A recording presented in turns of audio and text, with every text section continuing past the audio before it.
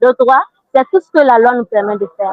Par exemple, nous avons le droit à l'éducation, le droit à la prise de fonction, le droit à l'héritage, le droit à la liberté d'expression. Chaque 8 mars, on crie les droits de la femme, les droits de la femme.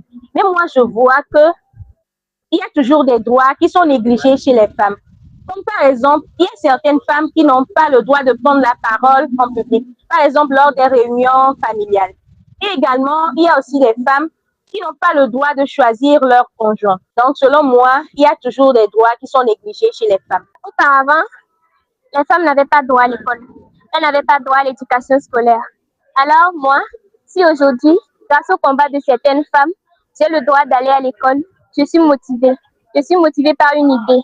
Et cette idée, c'est de prouver que les femmes ne doivent pas être au deuxième plan. Dans la conception humaine, les femmes sont toujours reléguées au deuxième plan, elles doivent venir après les hommes. Même moi, je suis motivée à prouver à cette communauté que les femmes sont capables d'être à la première place. Les femmes sont capables, elles peuvent quelque chose. Alors, à l'occasion de cette fête de 8 mars, j'aimerais exhorter toutes les filles, j'aimerais dire à toutes les filles qu'elles ont le droit de parler lorsqu'elles sont bafouées.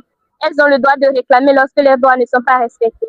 Le message que j'ai pour les femmes battantes qui ont combattu pour le 8 mars, à l'instar de Bella Bello, d'abord, je leur jette des fleurs.